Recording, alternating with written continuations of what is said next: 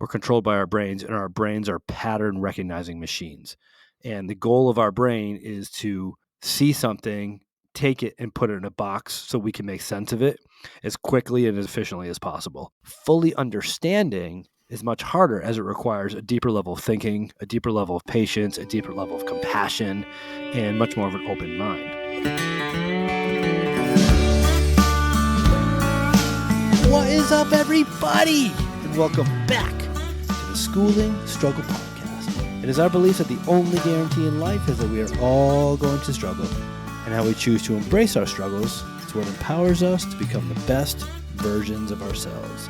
How's it going? My name is Pete, coming to you from Heartland, Vermont, and with me is my friend and co-host Todd Ellis, coming to you from Tacoma, Washington. What's up, Todd? T-Town. Nothing, Peter. How you doing? Hey, it's good to see you. Yeah, you too. Better than yesterday. That's better than yesterday. Yeah. Hey, we got a theme going on here. Yeah, this we do. Is episode 77. And in episode 76, my daughter Lauren made an appearance on the show. And with that said, and that theme, I would love for you to introduce tonight's guest as we get into our conversation tonight. Oh, wow. You're going to put me on the spot. Well, our guest tonight is one of my lineage. So we have Katelynn K, 2 N's. Katelynn, welcome to the show. Hello, thanks. Tell us something about yourself. I'm 27. I am Todd's daughter, obviously. I was in the military for a long time and still am, and I'm really into bodybuilding, and I've recently changed my career path to go from military as an air traffic controller to now a wedding photographer, so that's pretty cool. Nice. Well, that's a big change. Yeah. What branch of the military? I was in the Air Force. For how long? 7 years. This will be my 8th year. So if you're doing the wedding photography thing, does that mean you're not active duty? Are you reserve duty? Or Yep, I'm in the Guard now, so I just go down 3 times a year. Oh, nice.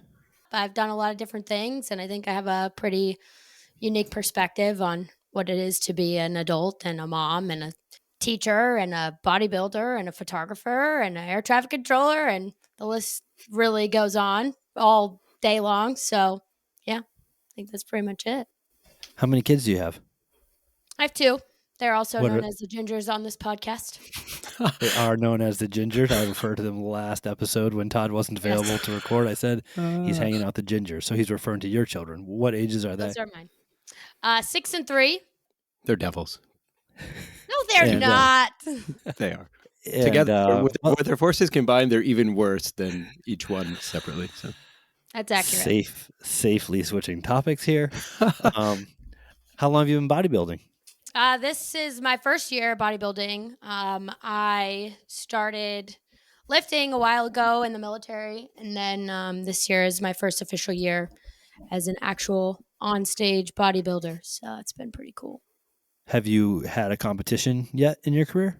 Yep, I did my first one in July, so that was pretty eye-opening, I'd say. It takes a lot of dedication, a lot of hard work, and it's a lot harder to it's a lot harder to gain muscle than it is to cut fat. So I've learned that the hard way. Yeah, I do these things where I'm like in and out. One day I'll be like really into running, and then the next month I'll be really into like lifting weights. It really is counterintuitive, but it's fine. We're navigating that right now. That sounds a tiny bit like somebody I know.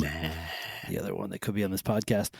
The plan is not to get into the nuances of bodybuilding, but I'm just really fascinated by it.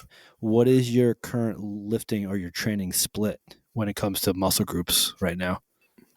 So I do 2 days of legs, one of like quad focused, one of hams and glutes focused, and then I'll do 1 day of like full back, and then the other is biceps, triceps, and shoulders. I kind of just do whatever's not sore, and then that's what I work out. How many days a week? 5 or 6, normally 6. And where do you put your rest days in there? They're few and far between, to be honest.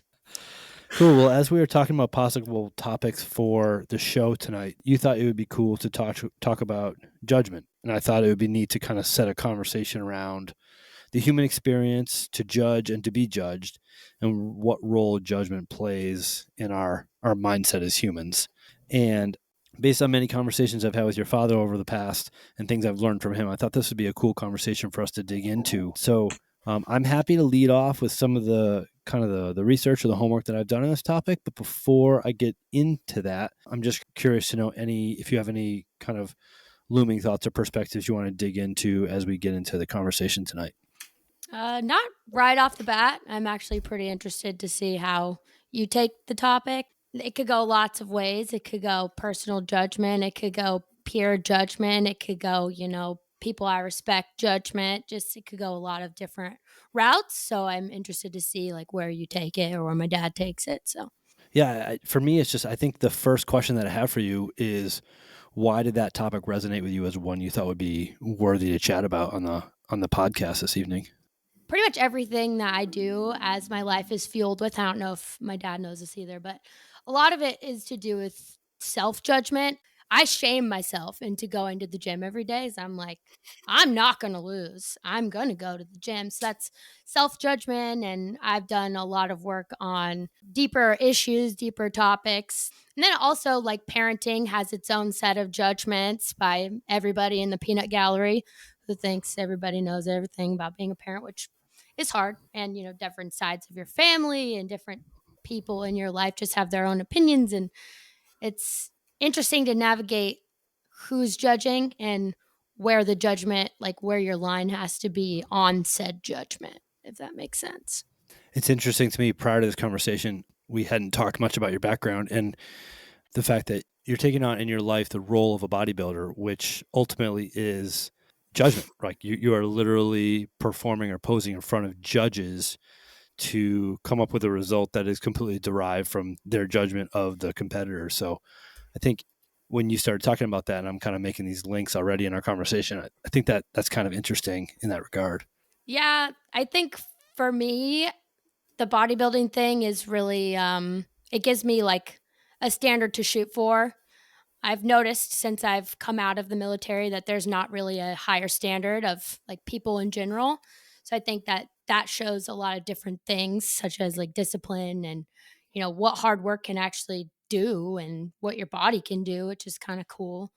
But then you get up on a very subjective stage with whoever's judging, and you have to navigate, like, you need to know, you are competing against yourself. Like, I'm going to be better than I was last time I stepped on stage, but you're also competing against all these other people who have the same mindset. So it's kind of cool. So when you said you get out of the military and you said that people in general aren't held to a higher standard, what do you mean by that? The biggest thing I've noticed from people just working a regular job and people working in the military is when you're in the military, you always have something that you're shooting for. You're shooting for that promotion, you're shooting for a 100 on your PT test, you're shooting it for all these different things. But people in normal jobs that I talk to every day, they don't have that next promotion, or they don't have to score well on a PT test, or they don't really care about that kind of stuff. They just go to work and then they go home, and that's just it. So It's interesting. I teach high schoolers, all grades 9 through 12. The school brought me there to teach fitness, but I've also created a class. The title of the class is called Better Than Yesterday, and it's really focused on mindset. And it's how can I use mindset to be a better version of myself? Or how can I positively impact myself? That's kind of what the class is about. And at the end of each day, I have students fill out a reflection sheet just to for them to go back over the 70-minute class and think about, how did I perform today? How did I participate today? Was I engaged in a way that helped me be a better version of myself? And the other day, a student said, Mr. D, what do you think I should circle for this one? And I said, well, that's for you to decide. What do you think? And they said, well, I just don't know how to grade myself. And I said, so you want me to give you the grade? And they said, yes. And I said, see, that's the thing. In school, you get this number or this grade, and it can be fairly arbitrary. Like, how come at the end of the day you have a 91 and you have an 87 and you have a 64? I said, real life doesn't work like that. I don't go home and parent my kid and be a spouse to my wife and then get a grade at the end of the day. So I want this class more to reflect life than to reflect school. So how can you be okay with the effort and attitude that you're giving to be a better version of yourself? when they were kind of perplexed by that, they're like, well, I'm just used to teachers giving me a grade and that's what it is. I'm like, well, that's not the way life works. I don't get a grade.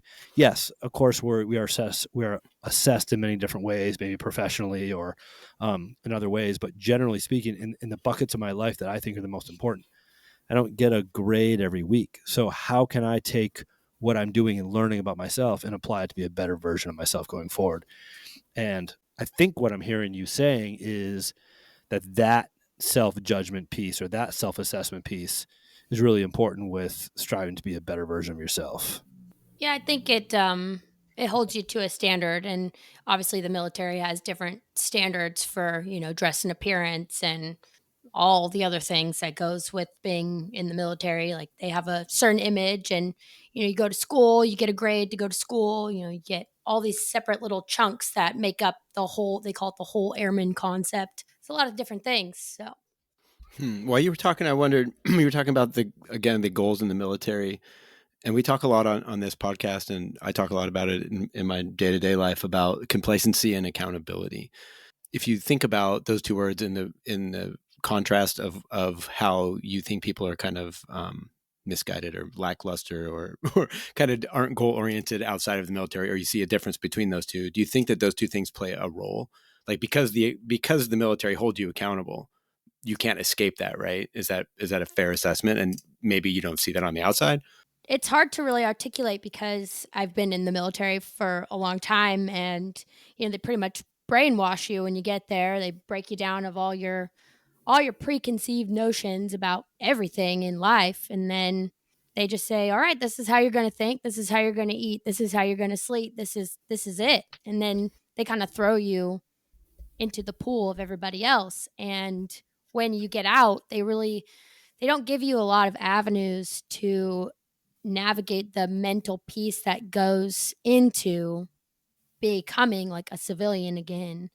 It's a weird transition, and they try their best, but it's very odd. And not saying that people on the outside of the military don't have goals, because that's not accurate at all. I mean, I still have goals. I'm not in the military anymore, but I think it's just a different mindset. You're looking at your airmen to go to school. You're looking at your airmen to get their 5 level, which is like a certification in your job. You're looking for that next thing at all times. There's no chill at all, ever. You're just always on the move for the next big thing.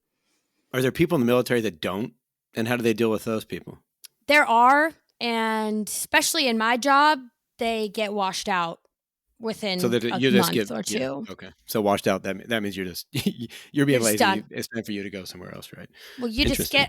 get you get a not as important job, in that if you don't show that you are working hard and trying, you're not going to tell planes where to go, because if Yeah. you can't even do that for 5 minutes, then we can't trust you to be alone up there. Yeah. What was your job in the military, Katelynn? Air traffic control. So for the layperson like me, can you just give me like a less than 1 minute synopsis of what that is? Yep. There's 2 sides of it. There's the radar job, which I did, and it's pretty much 60 miles around the airport, and they just get people to where they're going. And then the tower part, which is what more people are familiar with, is, clear for takeoff, clear to land, all those kinds of things. Tell planes where to go, put planes on the ground. Basically, don't let planes crash into each other. And if they're doing something illegal, you better tell them to get out on the ground. So I think I remember hearing somewhere that air traffic controllers like top 5 most stressful jobs on the planet. A lot of people say that. It takes a long time to get competent enough to be alone when you're controlling. If you don't have thick skin, if you don't take a joke, if you, get stressed out pretty easy, like, it's not for you. Definitely a type A person job for sure. Yeah, and hearing you talk about your experience and the difference between kind of the goal-driven or the focus-driven approach in the military versus not, it makes me think of like, I wonder what industries or where you might find people that have a similar mindset to the military that are not in the military. Are people that are on Wall Street that are crazy driven to get that next thing, accomplish that next thing, make the next sale, make the next purchase, whatever that is, or, in high-level athletics and, professional sports, or there's millions of different examples of this type of thing. But when you were saying that you've noticed a difference in your life of people in the military versus not, I'd just be curious to know if we spent time around people in different industries, if there might be more like-minded than maybe some of the people outside of the military that you've been exposed to. Probably law enforcement, firefighting, something like that. They're probably very similar to us. I don't think wedding photographers are very similar, but I use a lot of the same practices in there, but I thoroughly enjoy my job now. So, Would you say that the military changed you in a better way? I would say it gave me quite a backbone. I think that before I was kind of like a limp, wet noodle that just like allowed people to determine my thoughts and whatever. But now I think I'm more in line with some confidence, and I was in charge, so that really gives you confidence too. I think it changed me, but I don't think it changed me in a bad way. What do you Set me think it up changed you pretty in a well for my positive way? Yeah.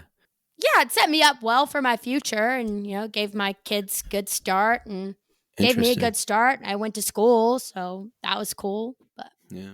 It's funny when you talk about all the different groups of people, and Peter touched on it, I think, like looking across the job landscape, because I have none right now, it's interesting to listen to and like read job descriptions and see like these entry points and hooks where have you been in the military?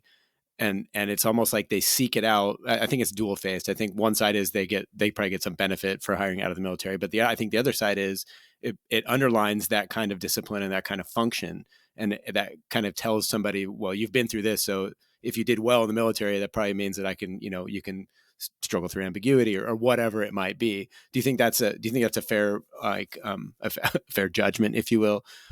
yeah, and I think that for the most part, like we're pretty resilient. We take orders pretty well. We're here, and like there's a lot of different things I've noticed, especially with our peers. Zach and I are very punctual. Zach and I are never late. Then we get up early. Like a lot of our friends don't do that. It's very different. Yeah. So I don't think it's bad. I don't think it's good. I just think that it's different. Zach is your partner? Yes. Zach K. Also in the military.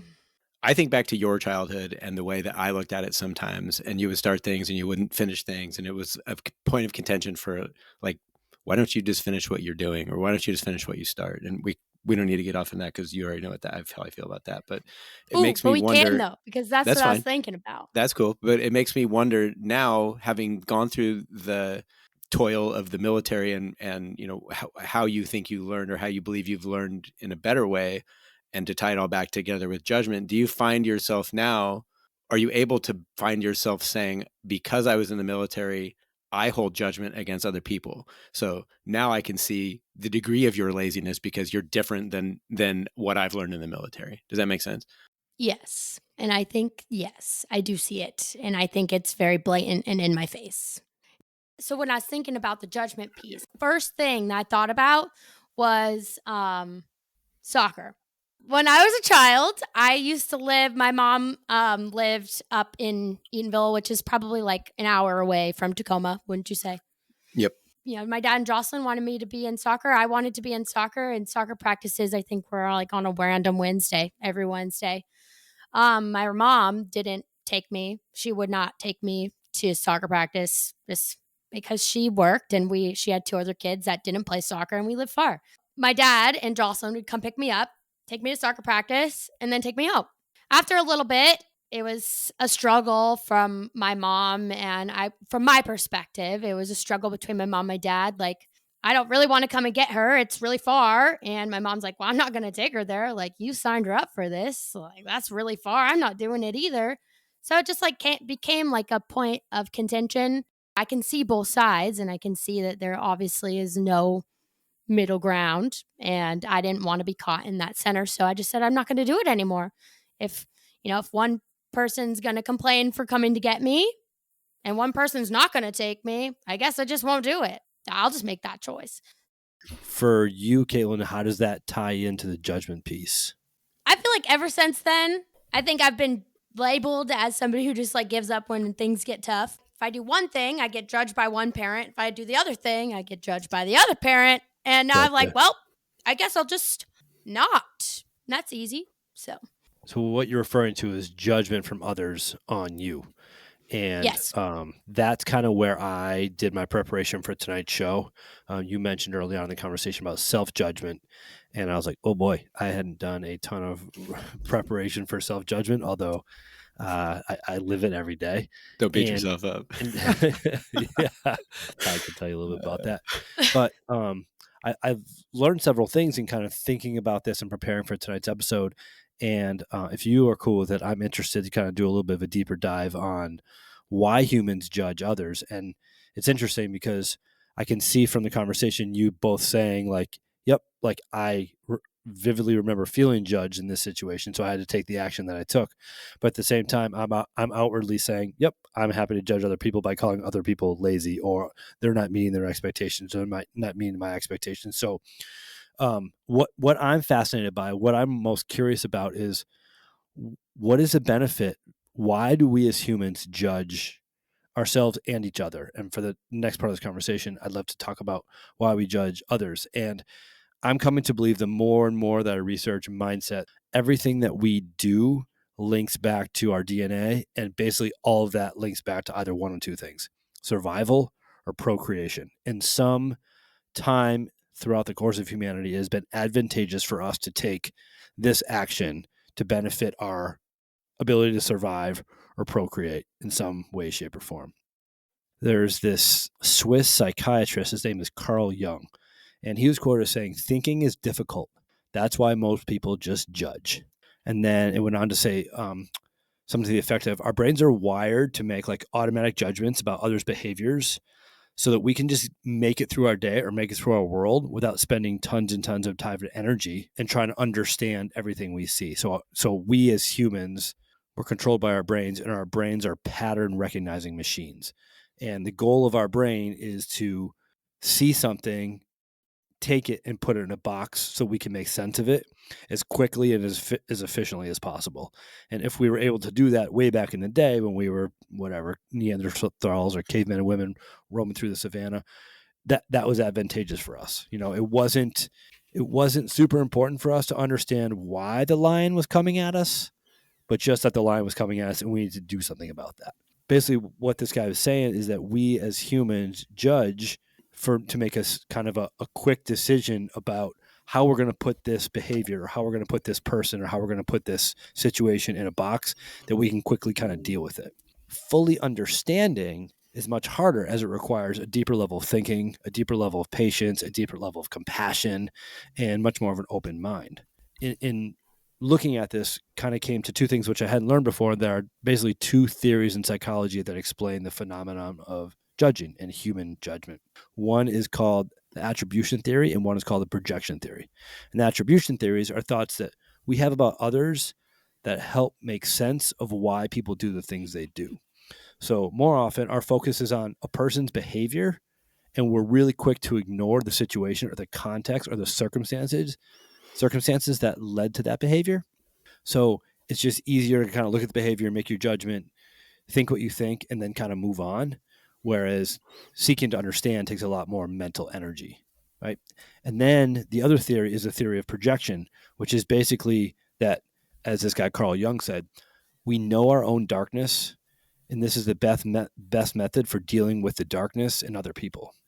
So although our conscious minds are avoiding our own flaws, they still want to deal with them on a deeper level.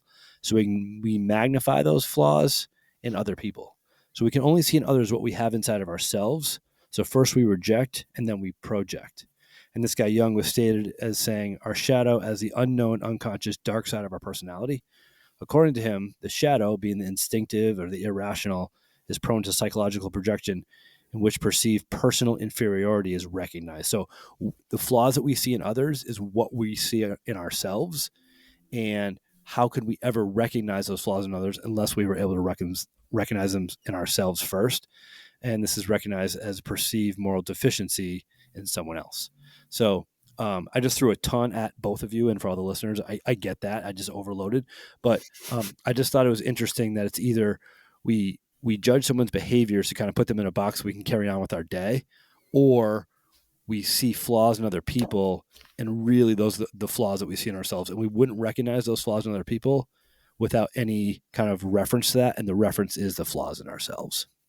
Wow, Peter, you really did some research on that. Which I'm curious to know, which bucket do you find yourself falling into more often than not? So as a high school teacher, I am spending hours and hours and hours with kids whose entire being at that developmental stage in their life is consumed by self-judgment and judgment of others. The popularity machine is real. The social media machine is real. And so much of high schoolers' thoughts and energy is spent on anything related to this topic, impressing people, making quick judgments on others. And hundreds of times a day, I hear references to judgments of others. So I'm kind of immersed in this world. That's why I think it was pretty fascinating to do a deep dive on this. And Yeah. I hear that word every day, don't judge, or why judge, or I feel so judged. And I think it's this type of thing where we as humans give ourselves credit for all of our accomplishments. But when we see other people accomplish things, we believe that they were given things to help them accomplish that, right? Like, oh, I've achieved all these things, but that guy over there, he was born into that. I did it the hard way. That guy just got it for free. and I think judgment is similar. I think it's very, very common, and I certainly not excluding myself from this at all, but it's very common for us to feel judged or to feel like we're being judged and not recognize the judgments that we're making in others. Mm-hmm. And so when I think of this topic, I'm trying to default to what can I learn about this and apply it to my life to be a better version of myself. It's okay. If I see a flaw in someone else, it's simply just a reflection of a flaw that I see in myself. Dad, what bucket do you think you fall in? I fall into the second bucket heavily. Most of the time, both feet are firmly planted in the second bucket. Yeah, I didn't answer your question, Todd. I notice when I edit these podcasts, Katelynn, he'll ask me a question and I'll go off on a tangent and I never actually answer his question. I answer the question, Peter. At least once a show. I think in my younger years, it would have been more the attribution. I would just be trying to like make sense and make judgments of why people are doing things without striving to understand the context of the behavior or ignoring kind of the situational context. But I think, like you said, Todd, I think now it's knowing my darkness, and the best method for dealing with that darkness is finding flaws in other people. When I find myself making judgments now, I'm trying to have that awareness, which is your favorite word, to be like, all right, you're thinking this, you're saying this, Pete. That is a reflection of you. What about you, Katelynn? I think right now I fall into the first bucket. I think maybe instead of it being which bucket are you in, I think it probably has to do with life experience and maybe age. I'm not sure. Obviously, like you got a lot more life experience on me, so it may come with kids, or it may come with like seeing how your path went, and now you can, like, for example, you can see how my path is going, and you can give your outside perspective to see, because you were like, well, when I was 27, this is what I was doing, so don't do that.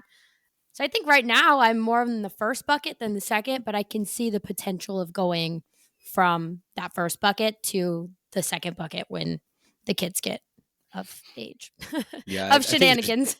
I think there's definitely I think you're right. There's a I don't want to call it wisdom, but there's like an experiential point to it.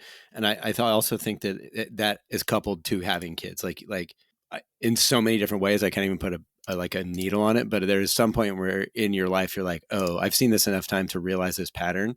And I think that's kind of where the awareness starts to take place, is like, oh, how many times have I seen this? And then that's like, oh, that's why now I begin to think this other way. But I wonder, having said that, do you feel, and this is a question for both of you, do you feel like there's a danger in the first method that's just kind of blasé, like, just ignore that, like that doesn't really bother me, or I'll look at that later, and then you never come back to it, as opposed to I'm going to dwell on this for a minute, even though there's that self-judgment piece in there?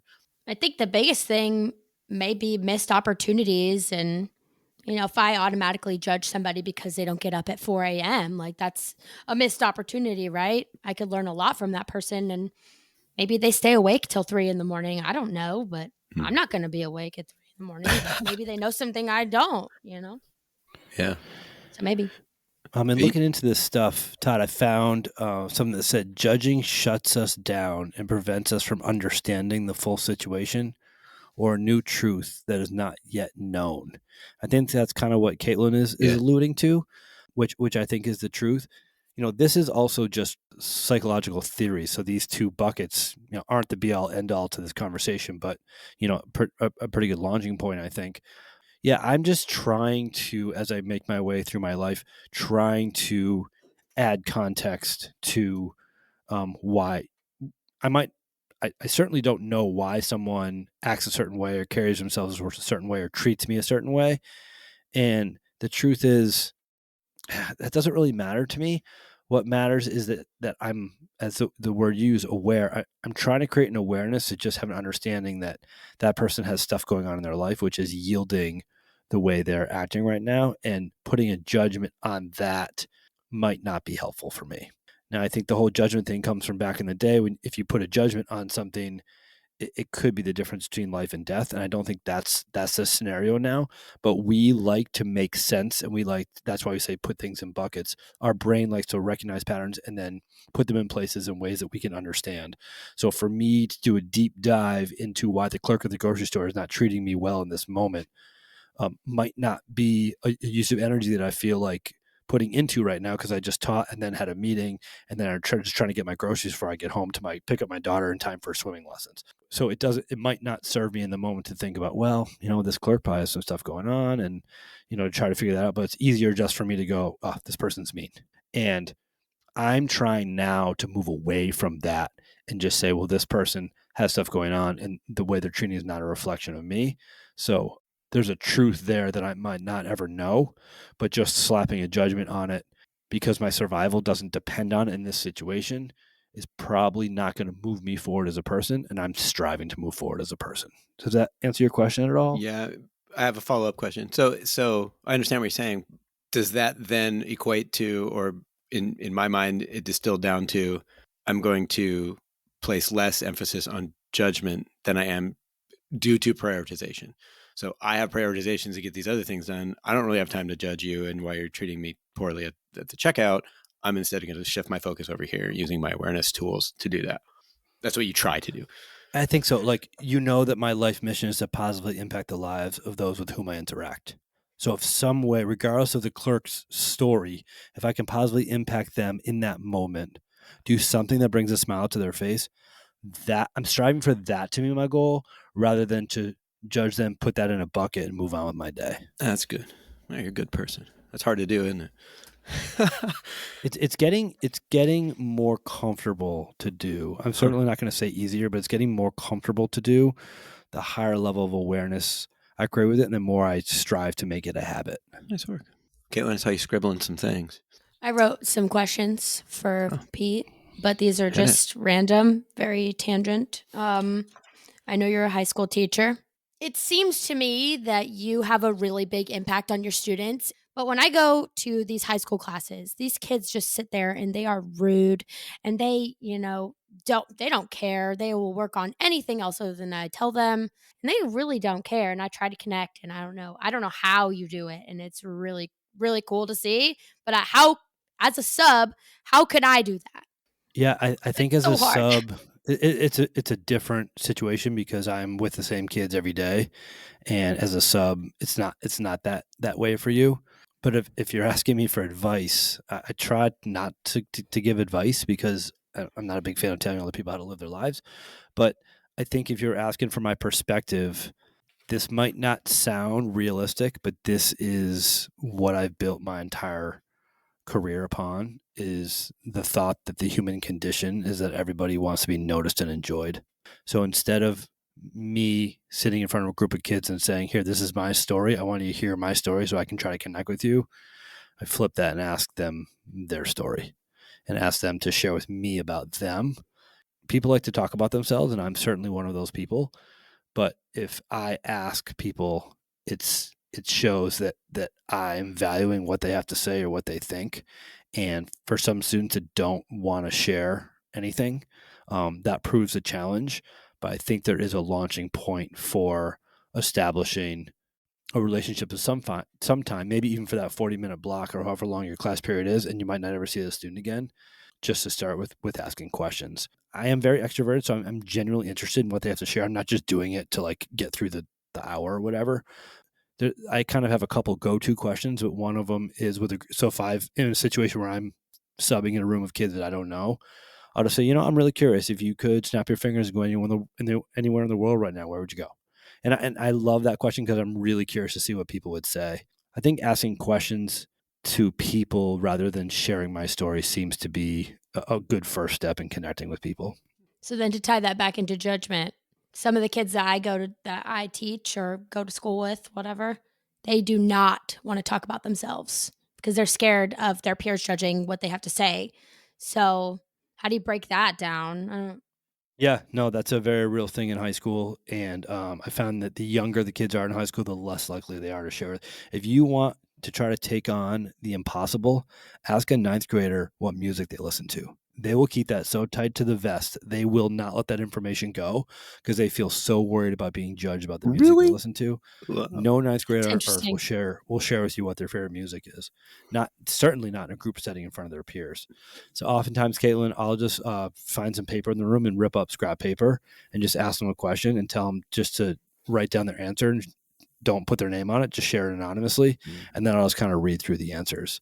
So that's one way that I kind of start that conversation. Sometimes that will lead to something. And if not, I'll have another question kind of ready to go that they could share about. It's pretty smart. They normally just try to get me on music, and I'm like, I'm too smart for you. Too smart for you. Yeah, I've learned with high school kids the approach of, I know more than you, I have more life experience than you. You should listen to me. Just does not work. And yeah, and the truth is, I don't feel that. I just feel like we're all people and we're all learning and we're all growing.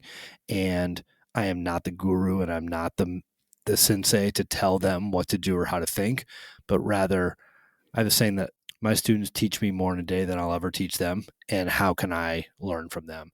And just go in and say, like, to myself, well, how can I learn from these guys today?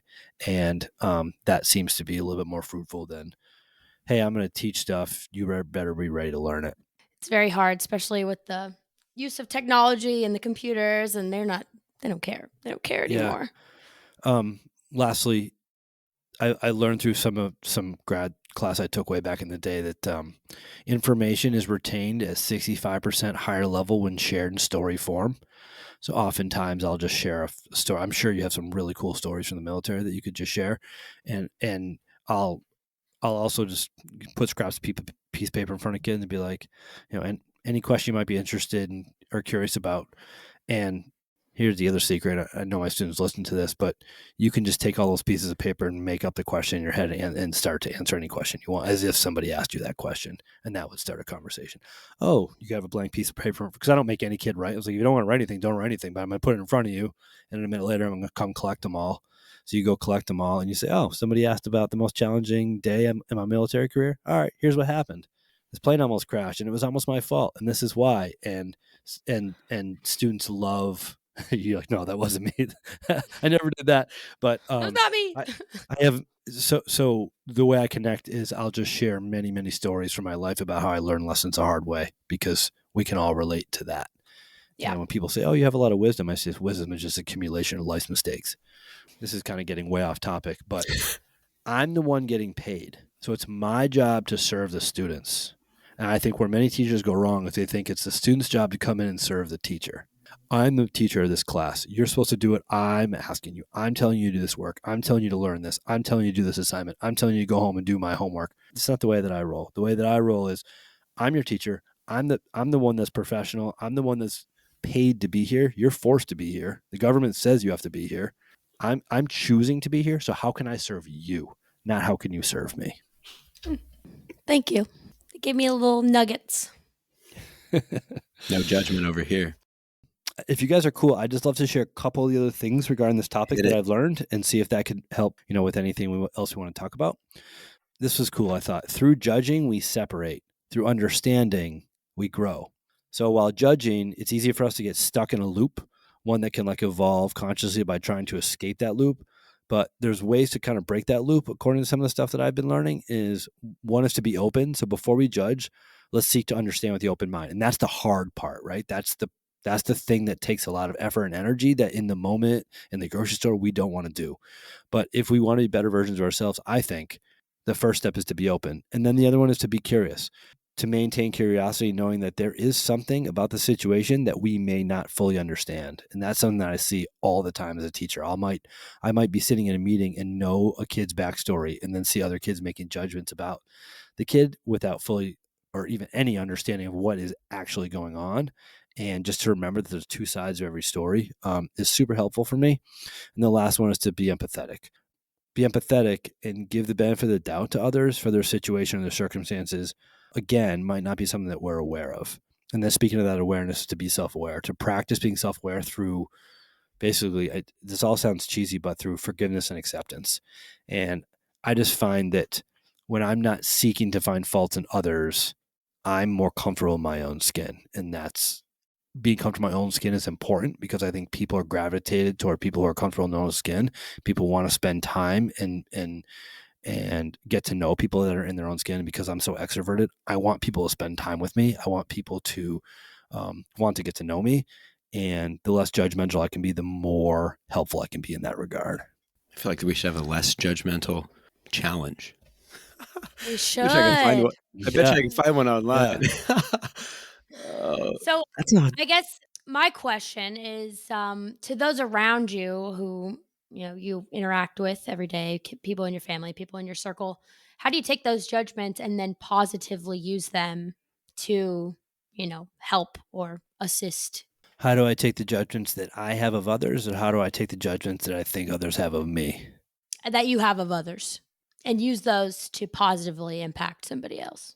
Yeah, that's a great question, and I think it's challenging, but I think the first thing, like your father often says to me, is that awareness piece. So the first step is, am I even aware that I'm making judgments? Like, I'll be in conversations and catch myself saying something and be like, holy crap, like I just said that. That was an easy example for me to see that I was judging someone. Just today, there was another adult with whom I was not pleased. And I went to speak to someone else about the situation. And I said to myself, just don't bring up that person's name. That's not relevant. Don't bring up that person's name. And in that conversation, I inevitably brought up that person's name because I wanted the person that I was talking to be upset about the person that I was referring to. And that's a great example of that. And I walked away from the conversation going, crap. I told myself I wouldn't say that person's name, and I said that person's name because I was feeling vindictive to the person that we were having the discussion about. And the discussion needed to be had on a professional level because there was an incident and we just needed to kind of close the loop on it. But I didn't need to share that information. I walked away going, why did you do that? And just striving to have that awareness of catching myself in that moment, I think, is the first step. And if I can catch myself in that moment, then I can be better at not making that snap judgment down the road. And if I don't make that snap judgment down the road, I think I'm a better version of me, and that feels good. Will you go back? Will you go back and tell that teacher that other person? I said this person's name and that was irrelevant. I try to be better than that. Here's how I could have done better, and just see what they say. I'm always so interested in that. Yeah. I probably will do that. I can't guarantee I'm going to do it. Yeah. But I absolutely will go back tomorrow to a student that I felt like I spoke to in a way that I wouldn't call it judgmental, but maybe it was, and own that and apologize about that tomorrow. For me, I think that's a key. I don't think it's the entire key to open the whole mystery of judgment, but I think facing your fear and pushing through that fear, no matter how that feels, and it's typically pretty terrible, to overcome and own that, like, oh, like that was terrible and I have something to learn from it. And I think the only way that I can begin to learn from it is by speaking it in the context of where it happened and then seeing what happens, right? Like everything has to come out in order for like the splinter to be removed. And then you're like, oh, and now the wound can start to heal. I unfairly judged X. And now to hold myself accountable, I should go back and make sure that I at least breathe life into the fact that happened. And then it makes you go back and review it. I'm terrible at that, but I've been struck by that a few times. I just wonder if any shortcomings I have that have to do with my interactions with other people in some way, shape, or form come down to some level of judgment. And we try to come up with topics that are going to be relevant to all listeners. And Kate, when you suggest judgment, I thought it'd be fantastic because what human being doesn't deal with that in some way, shape, or form?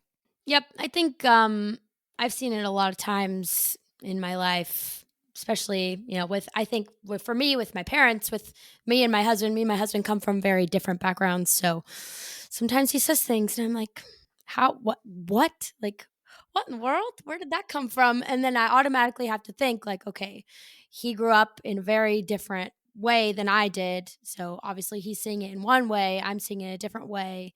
Like, how can I use that knowledge to get through like whatever we are arguing about or whatever it is?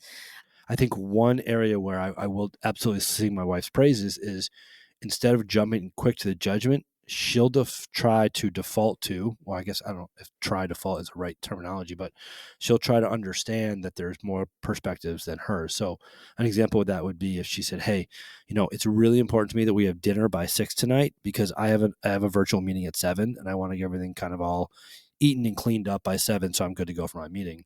So I'm supposed to be home at 6. A colleague or a student stops me after a meeting and we get into a conversation and I'm home after 6. And when I get home, she won't get all bitter with me. She'll be like, I know how you are with people and I know you want to give people what you feel they deserve. I'm confident that you were sidetracked giving somebody what they deserve and not defaulting to the judgment of you're late. I don't care why you're late. I'm pissed off. And that's what I'm trying to do when you talk about like judgment. That is, there's a perspective other than mine. There's probably many, many perspectives other than mine. What can I do about that? And how can I apply that? And that's what I think that's the area that I'm working on. Tell Jen to write that down somewhere, how she does it. That'd be great. Yeah, I would love to know. She should write a book about how that works. She takes the emotion out of it and looks at it like a logic puzzle. Like, how can I see this from a different perspective without emotion versus how can I just get upset about it because the expectation that I had wasn't met? This goes back to if it doesn't serve you, let it go. If you can't control it, let it go. If it creates an issue, obviously you got to say something. I believe in ABC, always be communicating. So I don't think that not saying anything is helpful in any regard. I agree with you that the conversation should be had. We told our daughter's been really getting really upset lately and running into a room and slamming the door. And we calmly told her that she has 2 more slams. And if she slams the door 2 more times, the door is coming off the hinges and there won't be a door anymore for her to slam. And tonight she got upset. She ran in and slammed her door. So she used one of her slams. And I waited till I was calmer and I waited till she was calmer to talk about it. But if I tried to talk about it right after the door slam, or I told her 1 more slam and that door's gone, like that in that moment, that's not going to help her. That's not going to help me. And that's what I'm striving. And I grew up, my father was very quick to get upset and in the moment be very emotional. And we're trying to realize, like, as parents, whatever we do, however we act, that's going to be her model. So I'm trying to be calm and wait for another time to talk about the door slamming, maybe tomorrow morning or tomorrow evening when we're kind of a little bit more removed from it. And I find that that's fruitful or that's helpful. And that seems to defuse a lot of the in the moment emotional judging to kind of repair the dam to hold back more water in future scenarios. Interesting. Good job, Peter. I'm really smooth at talking about it on the podcast, but I got a lot to work on in my life. I read the book. I mean, don't even talk about it. I'm just like, we're just going to jump right on this one right now, and we're going to get that figured out. I try to be really clear on this podcast, and I say every time I talk about something, I say I'm striving to or I'm trying to, not that I have arrived with any of it. That's true. You got some really good points. It's always a pleasure to share the microphone with you. I'm glad my dad has you. He's definitely a different person than he was before. Oh, I had nothing to do with that. It's awesome to see. It's real crazy. It's really cool. I just want to thank you for your time. It's been really fun to chat with you about this topic, and thank you for picking such an awesome topic. I didn't know what else to pick. I thought that was a good one. So. You guys pretty much talk about everything already. So it's so weird. Somehow it all comes back to, like, it's really weird how it always ties back to these central themes. It does. It does. Weird. Yeah. Yeah. I think that there's probably something there then, right? Yeah, for sure. Yeah. Cool. All right. To all the listeners out there, schoolingstruggle@gmail.com. Go ahead and reach out to us, and for any reason you might feel is worthy or warranted, we appreciate your ears. We thank you for your time. We are incredibly grateful for your attention. On behalf of Katelynn, Todd, and myself, we are the Schooling Struggle Podcast. We are out. See ya. See ya.